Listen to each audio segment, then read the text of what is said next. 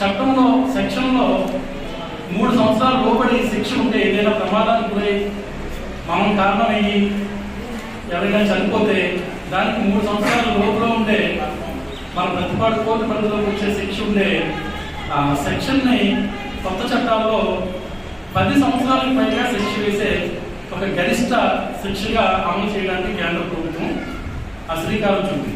ఎందుకంటే యాక్సిడెంట్ని నిరోధించాలి, ప్రమాదాలని అరికట్టాలి. ఎందుకంటే ప్రమాదాల బారిన పడితే ప్రమాదం వల్ల ఏదైనా మనిషి చనిపోతే ఆ కుటుంబానికి ఎంత తీవ్ర స్వభావం మీ అందరికీ దాదాపుగా ఆల్మోస్ట్ తెలిసే ఉండొచ్చు.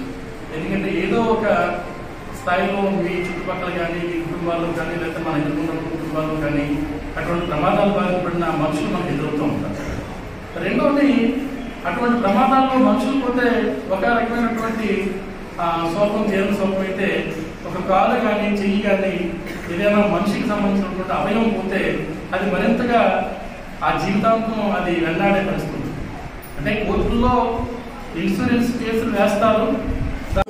పేరెంట్స్ మనకు అన్ని అవసరాలు, చెప్పుల దగ్గర నుంచి హెయిర్ ఆయిల్ వరకు అన్ని అవసరాలు ఏర్పాటు చేసినటువంటి మన ఇంట్లో పేరెంట్స్ ని గౌరవించాలి. ఎంతమంది మీ ఇంట్లో పేరెంట్స్ ని అమ్మా నాన్నే గౌరవిస్తారో మీ అందరికి తెలుసు. మనకి కోపం వస్తే వాళ్ళు బాధపడతారు. మనకి ఎటువంటి ఇబ్బంది లేకుండా వాళ్ళు అన్ని సౌకర్యాలు కలిగిస్తే మనం వాళ్ళ పట్ల ఏం చేస్తున్నాం? అన్నం తినకుండా అలగడం, నాకు మొబైల్ కావాలని అనడం, నాకు ఇది కావాలి అది కావాలి, పక్కన వాళ్ళతో పోటీ పడుతున్నాం. ఇప్పుడు డబ్బులున్న వ్యక్తికి డబ్బులు లేని వ్యక్తికి total different.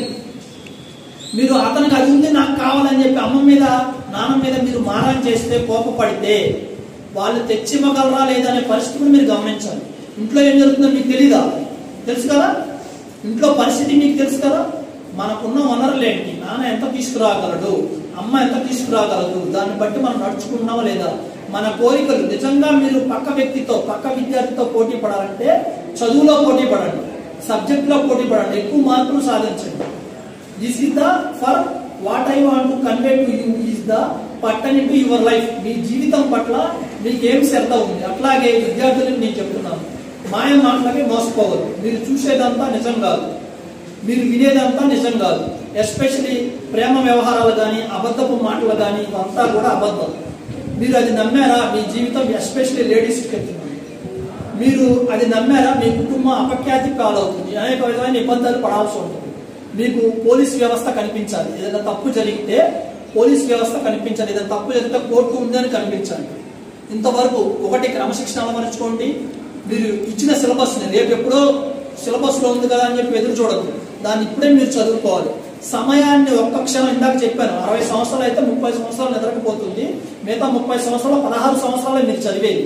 10th plus inter plus 4 years, ఈ 16 సంవత్సరాలు మీరు చదువుకుంటే రిమైనింగ్ లైఫ్ మీరు ముసలాలైనంత వరకు కూడా హ్యాపీగా ఉంటుంది.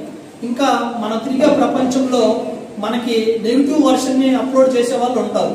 ఇది చదివితే ఏముంటది, అది చదివితే ఏముంటుంది, సిఈసి చదివితే ఏముండదు, బైపీసీ చదివితే నర్సింగ్